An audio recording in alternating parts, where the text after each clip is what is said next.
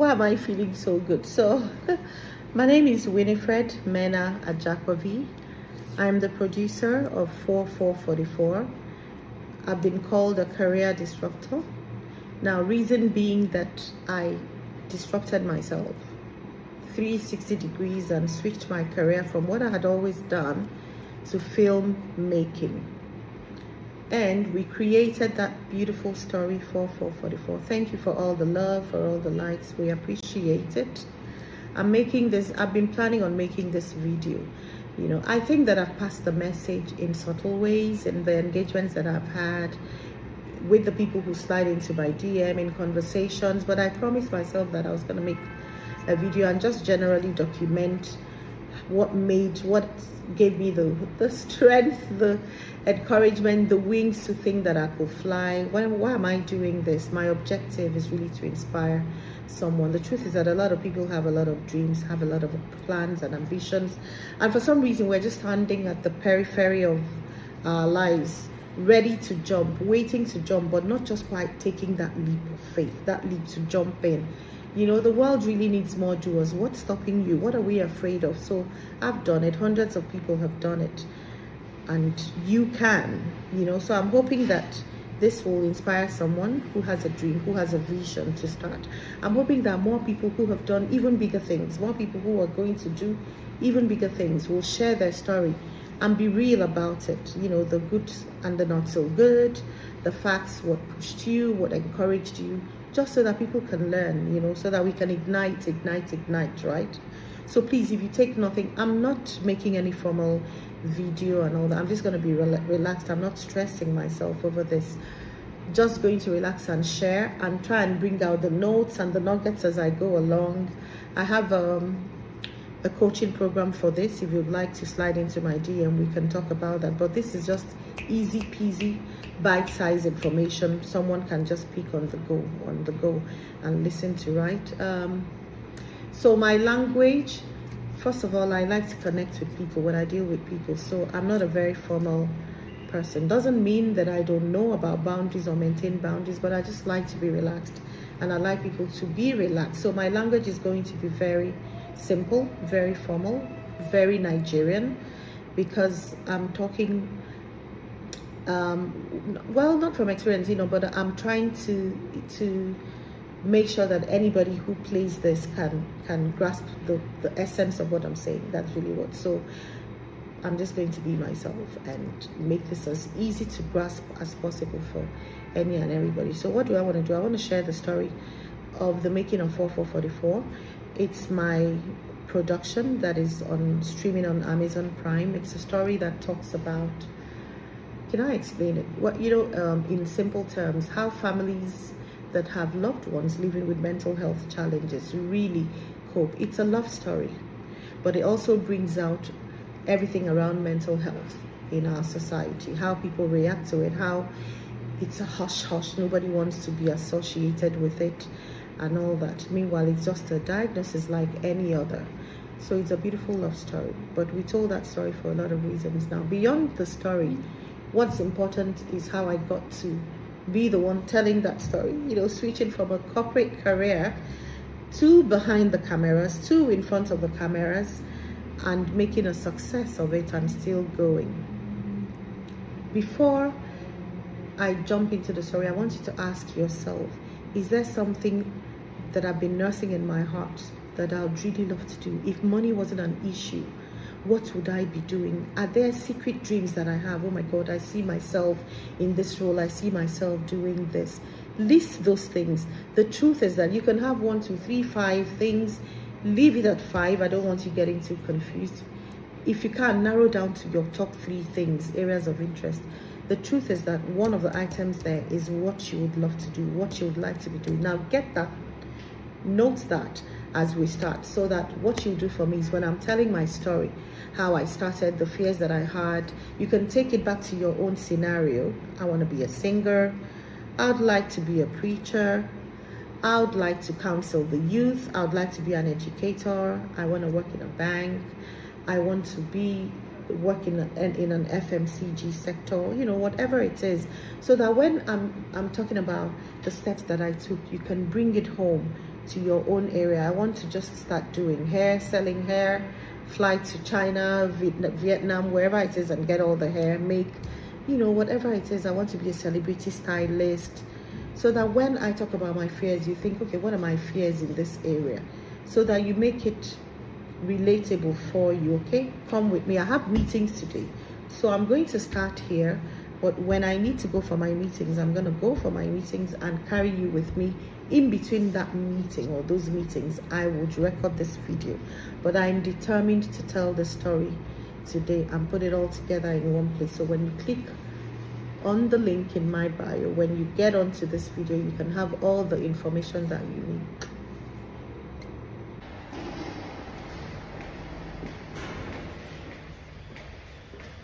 So this is me waiting for a meeting. Should I reveal who's keeping me waiting? I have to wait for an hour and a half for this meeting. But it's giving me an excuse to have breakfast. And I'm pretending to be eating healthy by ordering wheat bread sandwiches. Even though in my heart I'd rather just have white bread. I know that, what's that thing if it's not Panadol? It'll be the same thing as Panadol. Okay, I'll have breakfast and wait because the meeting is important. This lady promised me the coffee. I'm not able to. Guys, I'm coming to make up my mind. Let me have my wheat club sandwich first and then I'll decide. Thank you. What do you recommend? But I prefer cappuccino. Cappuccino is fine. But I don't want all that cream and everything. You want the cream? Yes. Okay, do you want the cream by the side? Exactly, so I can put myself. But after the bread comes, the sandwich comes, yes. Okay, so the choice is cappuccino. It's interesting, I'm sitting here and I'm just observing people, right? Each having their own program, their own itinerary, you know, just going about their day. But anyway, let me talk about the power of following what you want, the power of the life that I'm living now. You know, I made that change. I completely disrupted my career after 20 years of doing HR, being a HR manager in top organizations. I had an eye for the entertainment industry. You know how I know? I've been coaching a lot of people asking me, how did you make that switch? There's really no magic to it. When you're ready, your heart will know. When your desire for what you want overcomes your fear and all the hesitations and all the no's you've been giving yourself, you will just find yourself moving. And that was what happened. So I'm speaking to you that, you know, just keep incubating what you want in your heart, mulling over it, thinking of what could be, the possibilities that could be when you start living the life that you want, when you start doing what you want, when you start working in the direction that you want, and you're imagining how it will play out. Now my work is flexible. I don't have to get up and run off, sit at some desk, 9 to 5. That was one aspect of my job I really did not enjoy. Long meetings with everybody trying to outsmart each other or trying to look good. I love the freedom and the liberty, the creativity that my new work allows me. You know, there's a lot of distraction around my environment, including music from the bar, so I'm hoping that this volume is good enough for you. I love the freedom and the liberty that I feel from my current work, the creativity that it allows me. You know, okay, I have a call coming in. I'm gonna stop, take that call, and be back. I'm worried that this man is gonna bring my breakfast in between. But I'm determined to get this video done. Okay, so how do you know? How do you pick up the courage to go after what you want? Honestly, if you don't, you just have to. If you don't, you're always going to be in the same position or doing the thing. If you don't make that change, you're always going to be in the same position. No matter how many sessions you go for, how many coaching lessons you take, you just have to take the step. Nobody's going to do it for you. And someday at the risk of failing, but also at the risk of succeeding.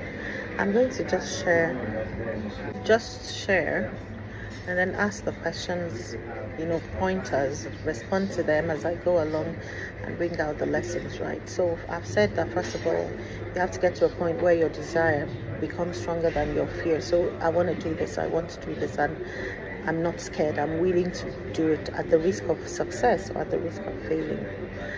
So when you get to that point, and I'll flip it back to me, when I got to that point, I became thoroughly dissatisfied with what I was doing. Mind you, I had a fantastic job, but that was not the problem. There was just no fulfillment coming from that anymore. So I wanted to do what was going to make me really fulfilled. And so I started researching, reading up about people in the industry that I was looking at. And I also started thinking about successful people. I'm not a bookworm, I'm not an afico. I can say that I am a lawyer by training, but I really don't love to read. I've found more exciting ways of consuming information, and I'll tell you about that later, that I think is very smart. One of those ways is engagement. I throw a lot of small gatherings, parties, events, but the purpose for me is always connection and learning. Sometimes I use discussion table cards for discussions and conversations. Sometimes I have questions I would raise and I want people to answer, and I find that an exciting way of bonding and getting information. But anyway, that's story for another day. So I started asking around, what do successful people do and all that, and I made a list, things like getting a mentor, things like learning about what you want to go into, and then I thought about change. I thought about change. When you want to make a change, what do you do? There are different change methodologies. Feel free to pick the one that works for you. I picked the Curtis change model because that's what I'm familiar with from my days of working. So I picked that change model. What do you do? Create a sense of urgency, build a coalition. It's got 8 steps, and I celebrate your little wins and all of that because I realized I was going to make a change. I also studied about branding. I was going to completely rebrand from being a corporate executive to being a filmmaker. I needed to be accepted. I needed to be seen in that light as being able to deliver, just little things I noticed. So I kind of had like a roadmap. When I say a roadmap, it's not like I prepared some fine document with steps and all that. No, I had a plan in my head. I had some of it written down, on my notes. And then I started, working towards it. So I think, first of all, I got ready internally, mentally, prepared myself, my head, my brain. How was it going to affect me? I didn't have all the answers, but I'm one that believes strongly that you find the way as you go along. So breakfast is here. I took a quick nibble to keep me going. So bear with me. I'm going to post the picture. Boring with bread, but I'm going to pretend to be healthy today, like I said, and just eat. Respect myself and eat with bread. So, I spoke about the change methodology, and I talked about putting it down, right? I had it written down. It's not like it was necessarily a fine document. So, all I'm trying to say is this: you have to make this easy for yourself. Fun, simple, and enjoyable, so that you can enjoy the ride. Otherwise, it becomes like a chore. So, the very first step I took actually was, after I did all that finding out and background fact checking, I asked myself, who did I admire in the industry? Who did I want to sort of learn from? I identified someone, and then I knew them. They were kind of in my circle, but I couldn't boast of being really very friendly or having full access, like I could just walk in. So I didn't lie to myself. I knew that I had to be introduced for what I wanted to do seriously, to make sure that it was business and not just whatever, famson, flimsy, somebody just wanting to say hello. I wanted to have real time. And so I got someone who had a closer relationship to make the introduction and state clearly what I wanted. I wanted to be mentored. Now, mind you, I was a top executive coming from my own field, but I knew I was going into something new, and I was not ashamed to learn. or to seek help. It didn't diminish my confidence. It didn't take away from who I am. I just knew that I needed to get on the right pedestal. So I was very humble about learning, but I was also very proud in myself. So I prouded myself and proud of myself. So I didn't feel any less by asking for help. And so I got a meeting, and I went for the meeting. And I'm still trying to decide. Perhaps at the end I'm going to mention, but I want us to listen without being biased. So I got a meeting, and I went to the person's office, and we had a conversation, and I said, look, I wanted to leave my career and go into filmmaking. The stakes are really high. I had a great job, and and so I needed to get it right, because I was thinking, sorry, life happens, because I was thinking a lot. I've done something to make sure that doesn't happen anymore. And so that was it. I was lucky that I came at a time when there was a project about to start, so I got a chance to jump right in. And so I was involved from the think tanks, I was very lucky that this person was quite generous to let me in a lot of their planning and their work without worrying about anything leaking out.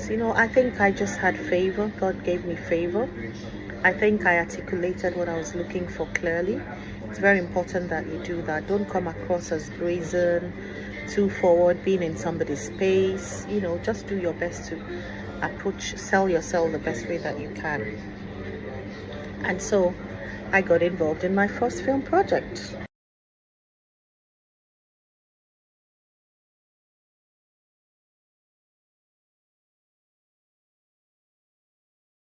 So not just that I got involved with the planning and all that, I got a chance to play a little role, because in our conversation it was clear to me that I needed to understand the camera. I needed to be comfortable both in front of the cameras and behind the camera. So I got a chance to, and honestly, from that day I was sold. Now I'm going to tell you why. It was very stressful, and I've come to find out that filmmaking is a lot of stress. But when you love something, it's not stress for you. We waited hours to go on set. We waited hours, things. There were delays here and there, but I was, I left my job. I left the office and I sat there. I waited all that time in the rain, in the sun. I wanted to see, I wanted to soak in, I wanted to be a part of it. I wanted to be in front of the camera, I wanted to be behind, I wanted to be everywhere. I wanted to get all the information in one day. And after that, when that day eventually ended about 1 a.m., from about 10 a.m. in the morning, ended about 1 a.m.,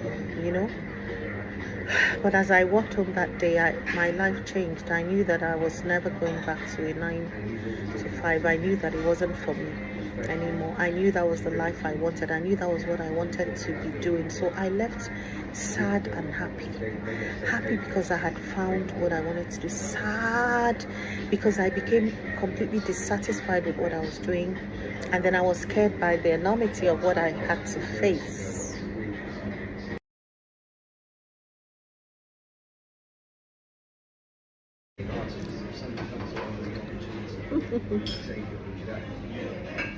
Bear with me. I'm starving and I'm watching this nice warm bowl of fries and my club sandwich. I'm saying, am I going to wait to finish the video when it's cold?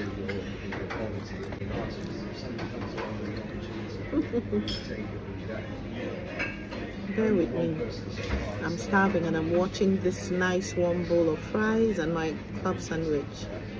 I'm saying, am I going to wait to finish the video when it's cold?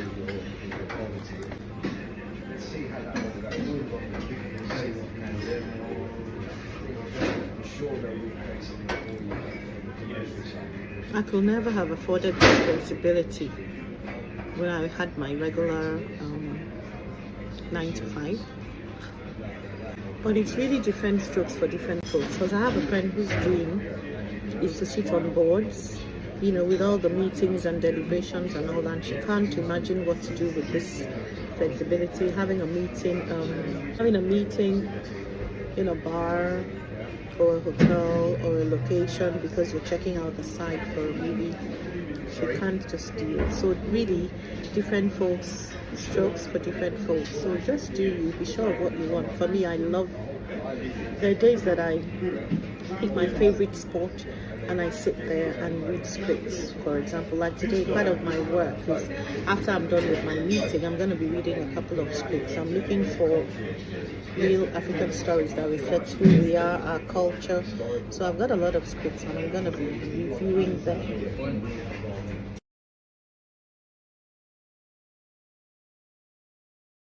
So guys, I told you that I'm making this video where I have my meeting, which is a public space, and I'm having my breakfast while I'm doing that. And I think I started by telling how I've been observing my environment, observing people going about their daily lives and trying to read body language and thoughts and imagining what the people are facing and going through. A couple of people having meetings around me. But anyway, so today, not today, because I'm doing this here, I'm also running into a lot of people, interesting distractions. I run into an old friend I hadn't seen in at least 18 years. In fact, I'm going to insert the picture that we took right here. It's interesting what goes. So I think that I love the creativity and the liberty and the freedom with which I do my work. But anyway, back to what I was saying. That night that the filming ended at about 1 a.m. changed my life. As I walked away that day, I knew that I was going to do everything it took, whatever it was going to take me. I was ready and determined to make a career change, and so that started the journey. So I was ready internally, and from then on, I mentally disengaged from my past life, and I began actively seeking how to get into the new life. So I stayed close to the owner of that project, worked with them throughout the end of that project. I didn't ask for anything. I had zero my expectation was the opportunity to be a part of it. My expectation, my reward was the learning opportunity, the networking opportunity, because while I was there, I not only did the work, I tried to network. I learned.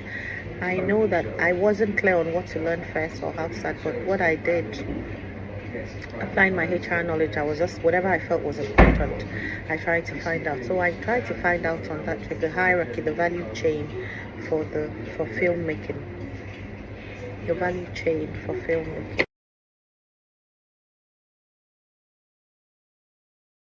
Hey guys, oh my gosh, so I'll this is really interesting. So I'm here, I'm still making this video, and I noticed someone really staring at me, and I was beginning to think it was rude actually.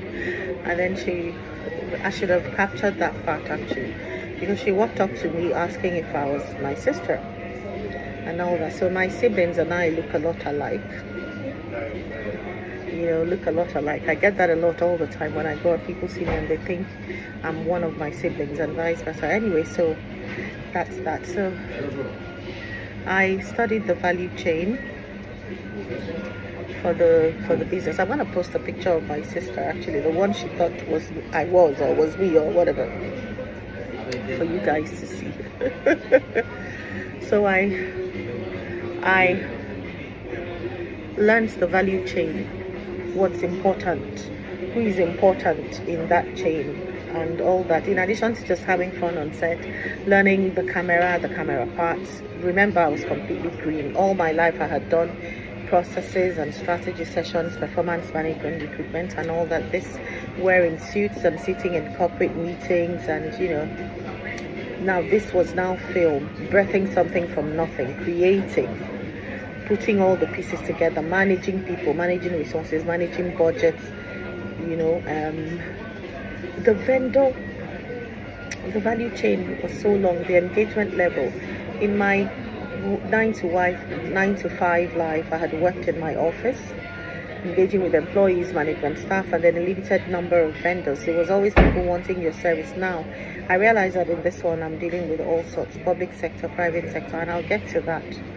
So anyway, I left from that meeting having learned the value chain. I did the entire process and then it was done. It took maybe all of 2 months, 3 months. I watched the promotion for the film. It came out in the cinemas. I watched the records, the returns, Because at the end of the day, money is important, right? And which is very important because people always think, oh, my passion may not be able to pay my bills. Wrong. I actually think you need to be passionate about something to be able to stick it out to the end, to the point where it begins to yield returns. Anyway, so I watched that up to the cinemas and all that, and after that process, I was back to work, back to my old life. The question was then, how do you start? I've learned, I've internalized what I needed to do. I've been a part of one project. I've got all the lessons. I had my notes. I've gone home with my notes. What do you now do? I remember there was a story that one of my facilitators told. I used to be a trainer in my past life, one of my jobs, and also I'd done a lot of certifications and training. And I remember one message that really left a huge impact on me, and I use it today for a lot of trainings and all when I'm coaching even my children. So the guy told us a story about a very wise old man who lived up on a hill somewhere, was said to be very wise, and so someday, and so people would always go to him for consultations and all that in the community where he lived. And so these two young teenage boys decided to pull a fast one on him, and they both said, look, they were going to get a bird and put it in their hands and put it behind their back, and then go up to the wise old man and tell him, since you know everything, tell us if the bird in our hand is alive or dead. So the plan was, if he said the bird was dead, they would quickly, suffocate it behind their back and then bring it out. The man was old, blind anyway, and quite old and frail, and wouldn't really be. So they knew they would have a few seconds to be able to suffocate the bird before they bring it out and show the man. Yeah, he wasn't blind, just quite frail, and show the man. But if he said, that the bird was dead already, then they'll bring it out and let it fly so that he will see. Either way, they were determined to prove him wrong. And so they went to the man and asked him, so we have a bird in our hand, so you tell us what, if the bird is dead or alive. And the old man thought, and then looked at them and then said, you know what, the bird is in your hands, and you determine whether it will live or it will die. You determine whether it's alive or dead. You will do with it what you will, regardless of what I say, because it's in your hands. What are you going to do with it? And the guys looked at each other. They brought out the bird and they let it fly, and they left defeated because the man had sort of caught them in their own. But anyway, what is the moral of that story? It's in your hands. Whatever it says is in your hands. You determine what you do with it. Whether you let it live, you let it fly, whether you let the fear that you have suffocate you, whether you let the boldness and the excitement that you have free you and allow you to fly. So I never forget that lesson. And after that day, I went back to my office and I just went back to my work. Life continued as normal. Weeks turned into months. Months turned into 1 year. Almost turning into 2 years, And each time I kept going around looking for mentors to get talking to other people. I got another senior colleague in the industry who actually got me a script and said, you know what, Winnie, this is how to start. Here's the story. Get ready, you will produce it, and I'm just going to guide you. I got the story. That story sat with me for, I just didn't know, I was overwhelmed, not knowing how to start. And you can experience that when you decided you want to start something. You have you've gathered all the information you need. You got it, but you're just not sure how to take that first step. Guys, the simple answer is you just start. You just wake up one day and start. There's no other way to do it. Start knowing that you may fail. I made a point earlier on where I said you see what they call my kids? No, I'm always saying I don't suffer paralysis by analysis. Take the first step. Once I have an idea of where I want to get to, what I want to do, I can imagine how it's going to go. I have a couple of the resources or what I need. I move. I don't wait. Even the Bible says, he who regards the sun may not sow. I don't wait for everything to be perfect. It doesn't mean I take unguarded risks. It doesn't mean you take stupid risks, but I'm a risk taker. You have to be just once you have sufficient information and all that, let's just move. We'll find out. If it's doable, we will do it. If it's not doable, we'll have learned one more way not to do this thing. And we move back. So I didn't wait. I just needed the force, the initial inertia to start. That was all I needed. And anyway, so I started panicking after I'd done coaching, talking to people and all that, and I still wasn't moving. I went back to my first coaching, and she said to me, you're ready. you're ready, Winifred, just do it and all that. And I took on that challenge. Anyway, so I left, and then my own personal way of doing things is prayer. So the choice is yours. This is not the choice is yours. Prayed about it, felt I was being moved in a particular direction, and so I got a story, and then I just started by checking the story, asking people, will this work in the industry? Will this have commercial value and all that? And when I got a yes, I decided to start writing the story. I got someone to write it. Again, the lesson is in what you want to do. You're going to have to work with people. You don't have all the skills. You're the owner of the vision. You know where you're driving to. So learn to employ the people and the skills that will work with you along the way. You must bring in people, right? And so I did that. I got someone to write the script. And now, how do you find somebody? Whatever it is in your own industry that you need to do, you have to ask people who have done it. How is this done? Do you have any recommendations? And then you talk and narrow down to the person that works for you. That was what I did for my case. I was looking for a script writer. So what I did was ask, who writes your scripts? Who are the good script writers? Who can I afford within my budget and all that? I spoke to a couple of people, got some names, interviewed, and I found one that we had chemistry in every way, financially aligned. Financial chemistry was good because what they were asking for was what I could pay and all of that. And then I said, got commissioned, and so they wrote the story. That took a long time, almost 9 months. You have to be patient, you have to give it time. There's some that say still waters run deep, right? Foundation has to be strong. So besides, apart from, you know what, let me just be honest, right? And we'll take a break after this and I'll continue, but let me just be honest. First of all, I was scared, so I was delaying the evil day. That was part of why I was taking my time. And then secondly, I really did want a good job, but honestly, on a scale, if I put the two side by side, I think probably the fear of starting was more of what kept me than the fact that I was really bent on doing a good job and reviewing the script. I was trying to buy time. So it gave me something to do. I could tell people that, I was finally into filmmaking. I felt like I was busy. I felt like I was finally inching my way. But I knew that I was not even scratching the surface. But that was what I was doing at the time. So it gave me something to do while I was still working on my confidence.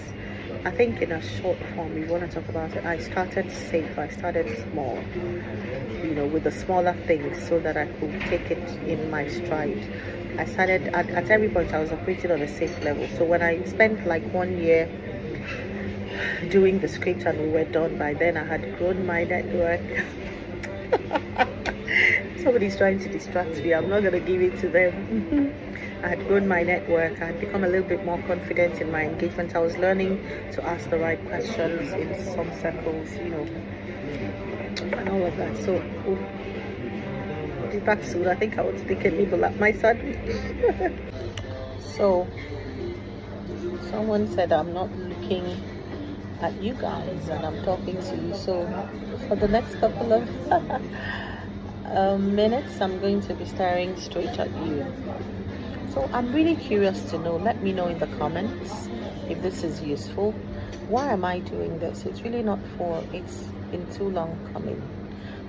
I've had people that I coach privately and all that, people that I share with, walking this journey, and the request has been there. And honestly, it's a career testimony. It's a way of encouraging somebody who's waiting to start something to tell you to start, that anybody can do it. There's a process to it. Like a friend of mine will say, there's a method to the madness. I completely disrupted my career, but there was a process to that disruption. So it's not about just scattering what exists and is working. It's about discovering new grounds, So the whole purpose of this is to encourage someone, because you can do it, and to say that if you need to have deeper conversations, you can reach out to me, slide into my DM, send me a message, and I'll be happy to hold your hand the way someone held my hand, to walk this journey. So anyway, 1 year later or more, I was ready after dilly-dallying with the story and all of that. And so what did I do next? I found somebody again, like I said, at every point you're going to keep asking. So I found someone who was skilled in the industry to get a guide, on how to recruit the people how do you execute. So now I have a script on my hands. How do I execute? In your case, you have a project, you have a job, you wanted to be an estate developer, you've got the land. What do you do? How do you get investors? How do you build? How do you get design? When you're done, how do you market it to ensure profitability and all that? Think whatever your industry is, you can apply it. So I was now like, okay, so I've got a story. That's the foundation. How do I start? How do I execute? What am I going to do with the story? I went through that again, and somebody said, oh, this is what you do. Let me make the first call. Let's get you, in the chain. You have like the CEO, the director, and then the rest becomes easier. So we did that. We sat together. He made the phone call, spoke to the director. Would you be happy to direct this film? Eventually we got a yes. And then I started working with the director, breaking it down into little steps. Who are all the people that we need? What is the budget that we need? So every aspect. Now I study people, that doesn't have to be the case for you. Everybody's gifted differently, and also because I work in HR, so it was very easy. But really, I really do recommend you, whatever you're doing, you need to quickly study your environment and find who you can trust, who you can work with. You get a new job, you resume in a new organization, you study your landscape real quickly, where the landmines are, know the people you can work with, So I did that, and from studying the team that I had put together, it was easy to know the strengths and weaknesses and who I could work with. So quickly know who you can trust. Even if it's in a work environment, you need to study your environment real quick and know who you can latch on, know the different, your team strengths and weaknesses, and then you'll know where to put what weight on.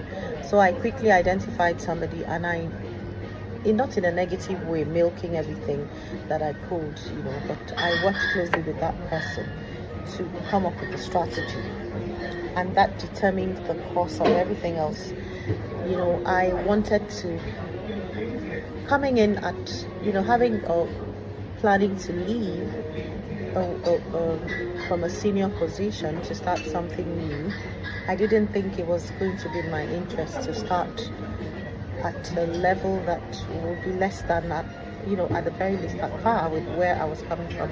So even though it was in a new industry, I was not going to climb the ladder again. I didn't have the patience, certainly didn't have the time. I didn't even think I came in early enough, so I wasn't going to spend years climbing any ladder. I don't know if that's a good thing or a bad thing. You have to watch your own environment and know what works for you. But I was determined to play big from day one. I have a friend who also says go big or go home. So I wasn't just going to start scratching around the surface. I asked, what is the top? What do I need to do to be able to play at this level? What would it take? And when I found it, I worked towards that. It wasn't easy. It's easy to sit back and say, oh, you had the resources, you had this. I had less than 10% of what I needed when I started.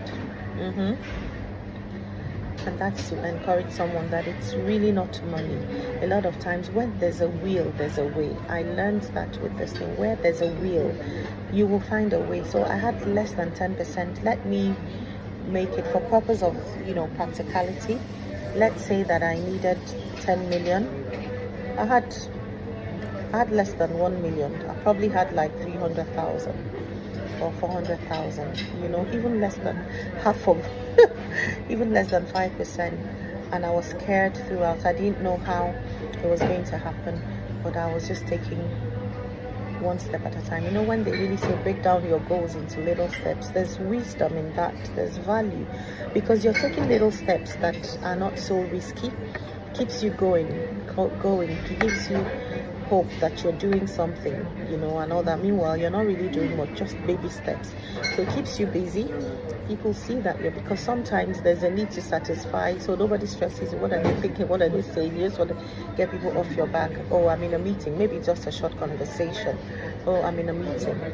And all that. So, oh, I'm working on a film project. Maybe you're just starting at the script level, so you're taking it in bite size. So I was doing, all that. I didn't have all what I needed, but I started, and I was just going on, taking it step by step. I remember calling a meeting. We used, we needed a boardroom. We needed people to cater for the meeting and all that. I was inviting all the big shots I could when they were telling me the skills that I needed to hire and their going rates, the resources, the talent in the industry. Never once did I show fear. Or vulnerability in those meetings? But I'll leave those meetings going back to my inner circle. Who is your inner circle? Find your inner circle, your tribe, because you will need them to cry on their shoulders. So I'll go back to my husband and I'm like, oh my God, honey, we're going to need X amount, maybe 5M, 3M to pay this person by Monday. I don't have it. What am I going to do? I don't know. But you see me at the meeting, I'm saying, what's it going to take?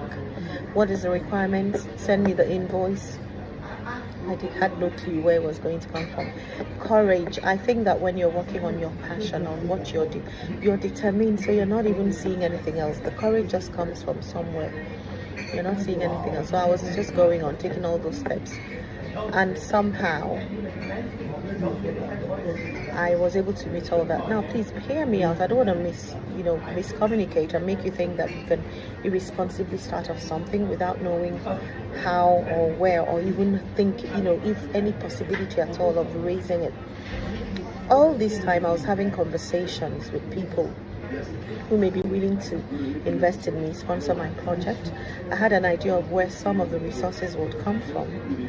I had an idea of where I was hoping the extra would come from, and all of that. So maybe realistically, I could guarantee where perhaps 50% would come from. The other 50 I didn't know. And I had no solution. But I was just determined that somehow I would find a way, that I just needed to start. And so after a series of meetings, and remember that I was a learner, but that's another thing, sometimes they say fake it till you feel it. It's all within context. There are times that you really have to know. There are times you may be able to get away with that. So as much as I didn't have all the knowledge, I was reading ferociously. I was asking questions ferociously. I was having a lot of meetings. I hate reading. So when I say reading, don't think books. Probably go to people's Instagram pages and read comments or things, and I'll tell the rest of the story myself. So don't think I was reading any journals or manuals. Read comments, read the gossip magazines, whatever fits your own industry. Read the magazines, the write-up in the industry. I could get the gossip. Those are very easy to consume information, and then of course you have to fact check, otherwise you pick up garbage information that you don't need. So I was doing all of that, and so every day that I had a meeting, obviously you would have an agenda, so I would prep for that particular day's meeting. Whatever the topic was going to be, budgeting. I would ask questions and learn about budgeting. I was taking the learning in bite size so that it wasn't too much for me. And so I would come to that meeting sounding knowledgeable and be able to ask the right questions, because I had limited my learning to what I needed for the day. And so that was how I winged my way through, because I was a newbie. What are you starting? You have to have the information. You're the one driving the vision. It's very important that you're not completely ignorant. It's very important that you're able to communicate confidence to the people who are walking the walk with you, and you just have to build yourself up. So we did all that. I had countless meetings, prepping. What I took seriously was hiring the right skills, especially because it was going to be my first solo project. I didn't compromise on talent. A lot of times, even working in HR, I've seen organizations compromise on talent Sometimes you can't afford the talent that you really want, or you show that, oh, we can't afford to bring an expatriate, let's get local hands and train. I didn't have the courage to compromise, because I didn't want several novices on the project, so I was determined to get the best set of hands that I could get, around me to ensure the integrity of my project. So that was what I did, sort of riding on the shoulders of giants who had gone ahead of me. It's not illegal. It's not illegal. It's got to be the smart thing to do, the smart way to rise. So that's what I did. I got really surrounded myself with good people, smart people, the right talents who know what to do. And together we created our first magic, what eventually came to be known as 4444, 4th of April 1944. We went on to win awards for that story. You know that drug abuse victims suffer withdrawal symptoms, right? So apparently that's not only where it happens. When I made the change, I think I suffered some sort of withdrawal symptoms from change of career. I battled with that for quite a while, and I'm going to tell you. So leaving certainty for uncertainty already created its own complications. And then in my certain grounds, right, I was very involved, very embedded. I was a member of several platforms and several communities, had speaking engagements frequently, some level of subject matter expert. And so when I made the change, I struggled with those platforms that I belonged to. They were not the right platforms for me. First of all, I knew that I needed new platforms to be hearing what had to do, or what has to do with my new industry. I needed to be fed in that way, and I was walking away from something. I didn't want that to be what I was constantly hearing, so I struggled. What was I to do with the platforms I was already involved in and established? To continue or to withdraw? Now, for you, what worked for me may not work for you. I've had this similar conversation with a friend who's changed career and said that she's fine to remain on the platforms and remain actively involved and straddle both. After I disrupted myself, I needed to disconnect. I needed a clean break and all that. I struggled. It took a year, but I realized eventually that I needed to make a break and begin to focus more on feeding myself new information on what I require for my next cycle, my new journey. Now that came with a lot of complications, or a lot of just different things, reactions and all that. Immediately my circle of influence shrunk in that area. I realized I was being less involved in that area. The invitations I got for speaking engagements and things like that, participations in projects in that circle reduced. So I had to deal with the psychological. There were times it felt like exclusion. There were times I was thankful for that exclusion because it had become a distraction to me. But I do not want you to trivialize it and think that it happens to the best of us.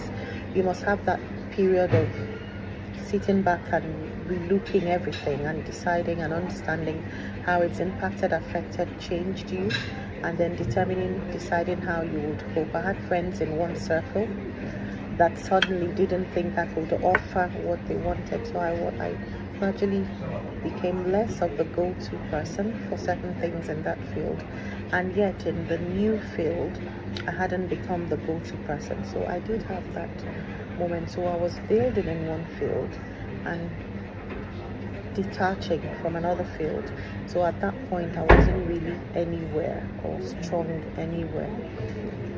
Eventually I recognized it for what it was, and so I braced up and I knew that it was a phase that I just needed to ride through while still keeping my eyes on the ball. I'm painting this picture for you because when you make that change, there are times you would feel, have I done the right thing? Have I made a mistake? I'm losing out here. I'm not there yet. You're building. Those are the moments that you're paddling hard under the water. But on the surface, a lot is going on. Now, how you appear on the surface is very important because you're wooing your new life with confidence.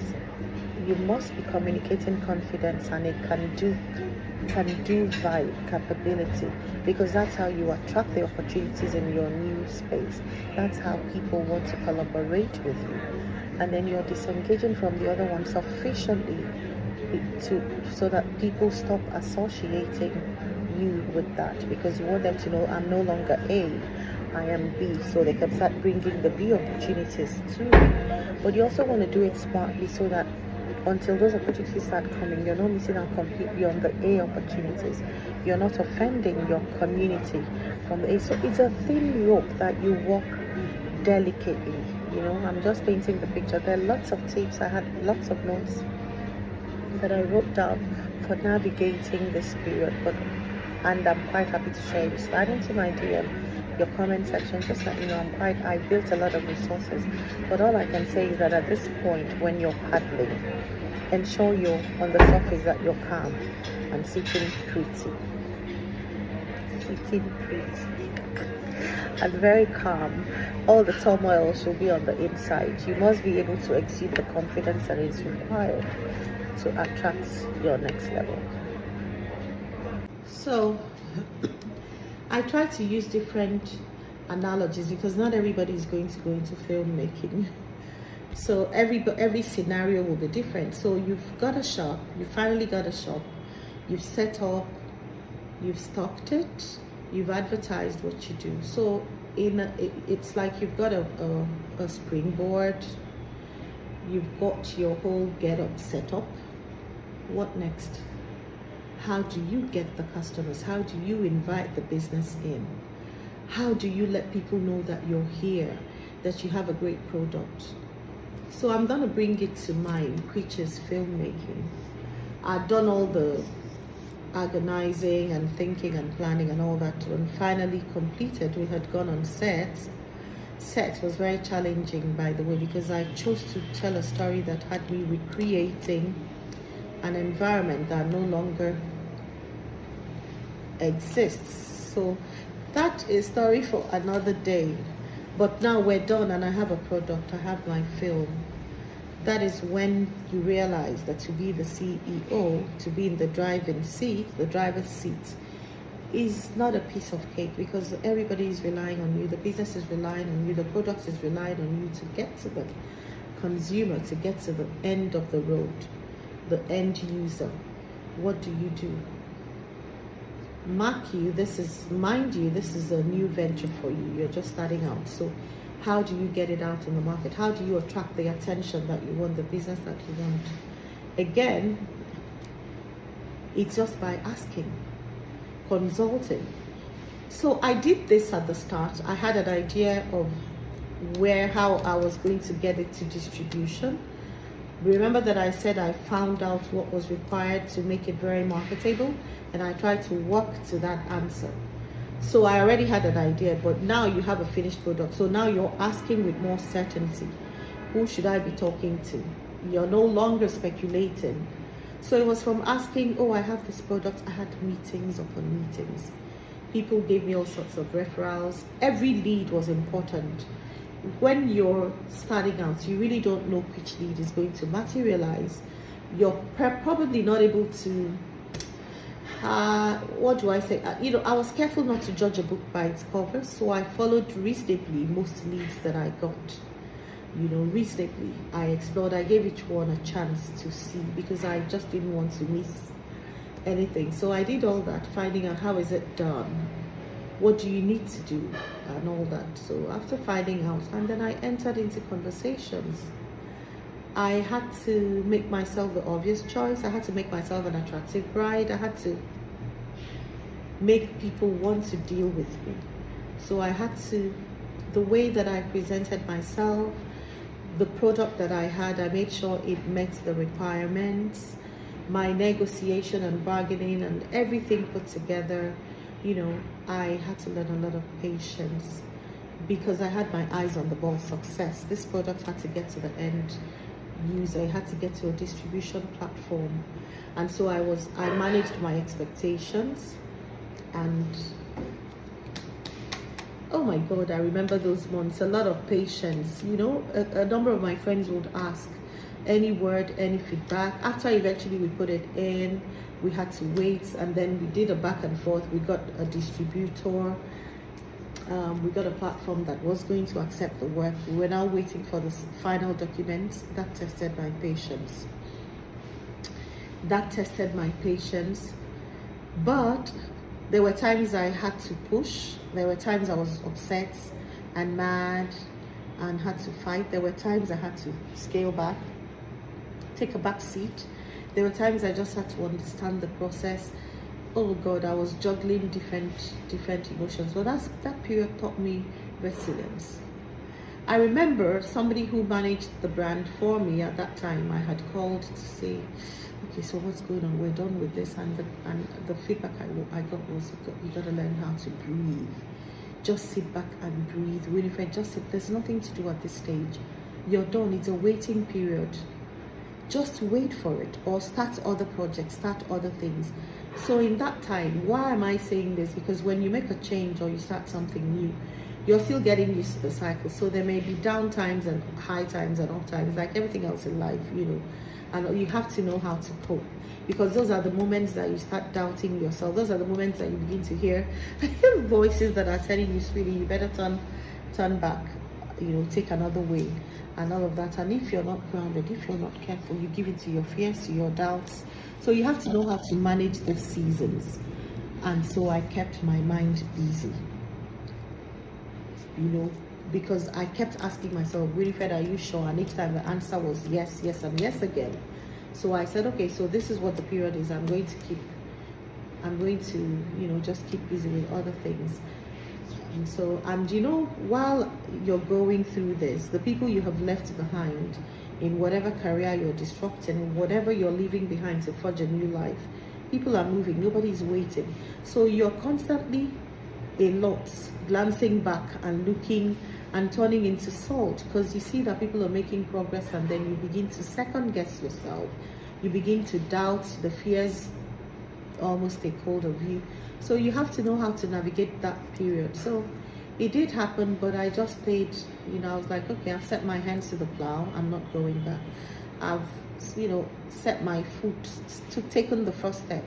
I'm not going back. So I just kept pep talking to myself, encouraging, found other little things to do, still networking in the industry, studying. I was reading a lot of scripts, just looking at scripts, looking at schools to get education. I just kept myself busy, and that helped to go through that period. Now I'm thankful for my journey. I'm not the woman that you knew in 2021. I'm not the same person. I've definitely picked up a lot of things. So now I can say that I'm an entrepreneur. I remember one day I had this conversation. I was at a forum and they had talked about, and I said, talked about entrepreneurship. But then, as of this time, I was still working, and I was if you know me, I'm a very serious-minded person. When I'm on a project, I don't joke with it. My husband says that whenever I'm working on something, he knows he's going to suffer in the rest of the house, because until that thing is done, I am like a bulldog. When I latch onto something, I don't let go until it's done. So I was working, fully involved in my career. And when they asked about entrepreneurship, I said no, that I'm a full career person. Now, there are two reasons I gave that answer. Because at that time, that was what I was doing, and I couldn't comprehend anything else. And then secondly, because what I'm doing now is my passion. So I don't see it like work. So I really don't see, as far as I'm concerned, I'm having the time of my life, creating value, churning out value, and getting rewarded for it. So perhaps my answer will still be the same thing, from the angle of doing what I love, but really is entrepreneurship. That's what it is, So I can beat my chest and say that I'm an entrepreneur. I'm a creative entrepreneur. I am doing what I love to do. I've followed my heart, followed my passion, creating value from that. And you can too.